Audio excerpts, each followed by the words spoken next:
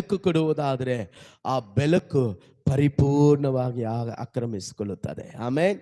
Hallelujah. ಇವತ್ತು ನಿನ್ನ ಮನಸ್ಸಲ್ಲಿ ನೀನೇ ಪ್ರಶ್ನೆ ಮಾಡ್ಕೋ, ನೀನು ಬೆಳಕಾಗಿದೆಯಾ, ನೀನು ಕತ್ತಲೆಯಲ್ಲಿದೆಯಾ? ನೀನು ಬೆಳಕು ಕೊಡುವವನಾಗಿದೆಯಾ, ಅಥವಾ ಬೆಳಕು ಕೊಡುವಾಗೆ ನಾಟಕ ಮಾಡ್ತಾ ಇದೀಯಾ?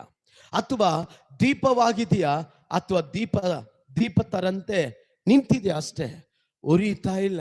ಉರಿದು ಬೆಳಕು ಕೊಡಬೇಕು, ಅನೇಕರಿಗೆ ಬೆಳಕು ಕೊಡಬೇಕು. ಕತ್ತಲಲ್ಲಿ ಇರುವಂಥವ್ರು, ಮಾಟಮಂತದಲ್ಲಿ ಇರುವಂಥವ್ರು ಎಷ್ಟು ಜನ ನಮ್ಮ ಸುತ್ತಲೂ ಇಲ್ಲ?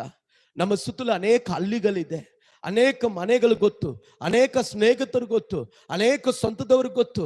ಅವರಿಗೆಲ್ಲರಿಗೂ ನಾವು ಬೆಳಕು ಕೊಡಕ್ಕೆ ದೇವರು ನಮ್ಮನ್ನ ಆರಿಸಿ ತೆಗೆದುಕೊಂಡಿದ್ದಾನೆ. ಅದಕ್ಕೆ ದಾವೀದನು ಹೇಳ್ತಾ ಇದ್ದಾನೆ, ನನಗೆ ದೀಪವು ಯೆಹೋವನೇ ನೀನೇ, ನನಗೆ ಬೆಳಕು ಯೆಹೋವನು ಕೊಟ್ಟು ನನ್ನ ಕತ್ತಲೆಯನ್ನ